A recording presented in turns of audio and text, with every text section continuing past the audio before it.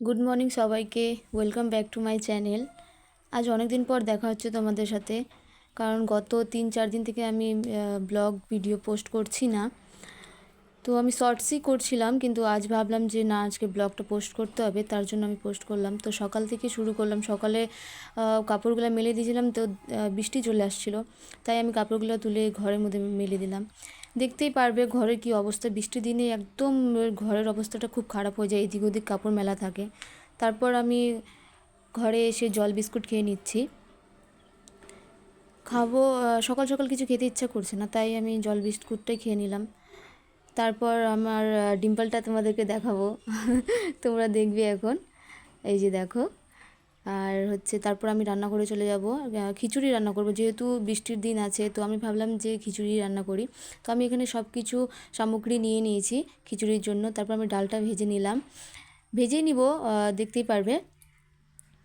তারপর এক হাতেই আমার ক্যামেরা ছিল, আমি যেহেতু স্ট্যান্ড নাই আমার এখন, কিন্তু আমি এক হাতে ক্যামেরা ধরে, মানে ফোনটা ধরে, আর আমি রান্না করছিলাম। অসুবিধা তো হচ্ছিলই, কিন্তু কিছু করার নেই।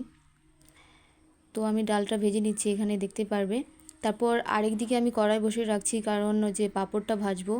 তো এখানে আমি পাঁপড়টা ভেজে নিব, এক এক করে সব পাঁপড়গুলো ভেজে নিব।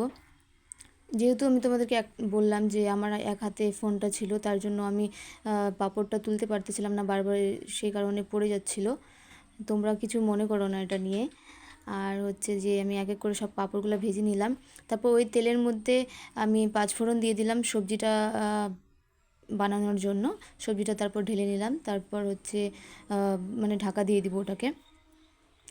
আর একদিকে কড়াই বসানো হচ্ছে খিচুড়ির জন্য তেল, মানে আমি ডালটা ভেজে নিয়ে বের করে নিয়েছি। তারপর তেল দিয়ে ওটার মধ্যে তেজপাতা, শুকনো লঙ্কা, পাঁচফোড়ন, তারপর চিনি আর লবণ, লঙ্কা গুঁড়ো, লবণ তো দিই নাই, পরে দিয়েছি, লঙ্কা গুঁড়ো, হলুদ গুঁড়ো দিয়েছি। তারপর আমি ভাবলাম যে এইভাবে হচ্ছে না, তার জন্য আমি ক্যামেরা ফোনটা উপরে রেখে দিলাম, আমার যেখানে কৌটাকুটি রাখি ওই জায়গাটায় রেখে দিলাম।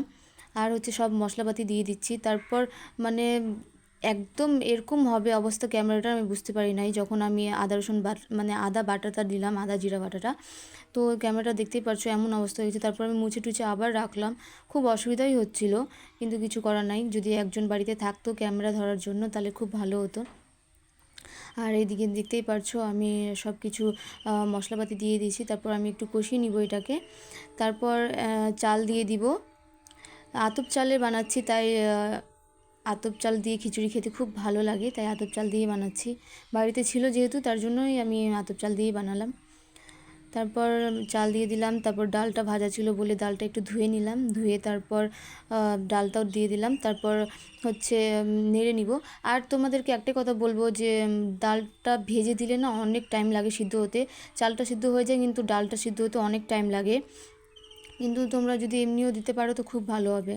আমি এখানে ভুল করি নাই, কিন্তু হচ্ছে মানে সিদ্ধ হতে টাইম লাগে, এটাই।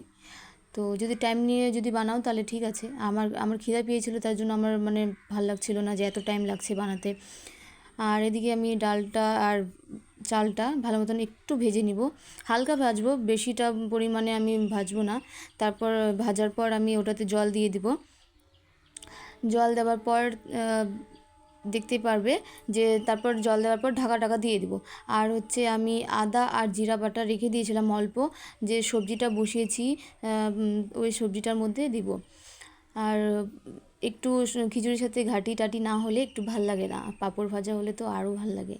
তো যে তারপর আমি ঢাকা দিয়ে দিয়েছি। তারপর আমি সবজির দিকে চলে যাব, যে সবজিটা কত দূর হয়েছে। তারপর দেখব যে এখানে জল ছাড়তে শুরু করছে, তো আমি এটার মধ্যে হলুদ লবণ দিয়ে ভালো মতন ভেজে নিব।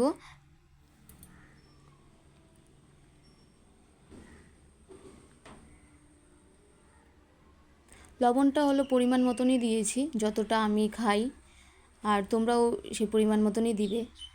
তো এটা ভাজে নিচ্ছি। ভেজে নেবার পর আমি এখানে জিরা আর আদা বাটাটা দিয়ে দিব। তো এখানে আমার ক্যামেরাটা মানে ঠিকই ছিল, কারণ আমার ওই যে কড়াইয়ের উপর ক্যামেরাটা ছিল না, আমি একটু সাইড করে ধরে রাখছিলাম, তো ক্যামেরাটার কোনো অসুবিধা হয় নাই মানে ফোনের ক্যামেরাটাতে। তারপর একটু ঢাকা দেওয়ার পর দেখি যে মানে কষে কষে আসছে, তো কষানো হয়ে গেছে। তারপর আমি দেখবো এখানে যে আমার আলু মানে সবজির আলু কোয়াশ এগুলো মানে কতটা সিদ্ধ হয়েছে। তো ওটা দেখার পর আমি জল টল দিয়ে দিলাম। জল দেওয়ার পর আমি ঢাকা দিয়ে দিয়েছি।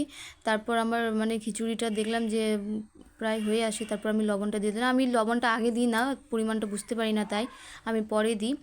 আর এদিকে মানে যতটা নোংরা হয়ে গেছিলো ওগুলো সব পরিষ্কার করছিলাম, কারণ আমার রান্নাঘরটা একদম নোংরা ভাল লাগে না, পরিষ্কার করে কাজ করতে খুব ভাল লাগে, তাই আমি পরিষ্কার করে নিচ্ছি এগুলো। আর বৃষ্টি হচ্ছিল বাইরে, তাই আমি গেটটা আটকায় নিয়েছিলাম, কারণ অনেক মানে বৃষ্টিটা আসছিলো তো তাই। তো তারপর আটকানোর পর আমি যে কিছু বাসনপত্র ছিল, রান্না করতে গেলে বা ভিডিও করতে গেলে খুব সাজিয়ে গুছিয়ে করতে লাগে ভিডিও করার জন্য। তো তার জন্য মানে বেশিরভাগই বাসন নষ্ট হয়, আমি আগেও মেজে নিয়েছিলাম, তারপর এটা মানে কিছু বাসন রয়ে গেছে, ওগুলো আমি মাজছি। মাঝে টাজে রাখার পর মানে এগুলো পরিষ্কার করে নিব। তারপর বাসনপত্রগুলো ঠিক জায়গার মতন ঢুকিয়ে রেখে দিচ্ছি, কারণ আমার এদিক ওদিক ছড়িয়ে ছিটিয়ে রাখতে একদম পছন্দ লাগে না। তারপর আমি বেসিনটাকে ধুয়ে নিব, কারণ বেসিনের মধ্যে তেলের ইসে ছিল, তেল টেল লাগিয়ে গেছিলো, কারণ বাসনের মধ্যে ছিল তাই। আর তেল তেল থাকলে বেসিনটা ভাল লাগে না, ওই জন্য আমি সব কিছু পরিষ্কার পরিচ্ছন্ন রাখতে পছন্দ করি।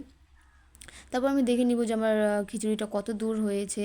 তো দেখছি কিন্তু খিচুড়িটার মধ্যে ভাতটা সিদ্ধ হয়ে গেছিলো, কিন্তু ডালটা সিদ্ধ হচ্ছিলো না। তার একটু পরেই মানে আমি নামিয়ে নিয়েছিলাম। তারপর আমি খাওয়ার পর ঘুমিয়ে পড়লাম। থেকে উঠেই দেখি মেঘলা আকাশ, খুব ভালো লাগছিলো, তাই সন্ধ্যার দিকে একটু টিফিন করে নিলাম। এখনের জন্য টাটা।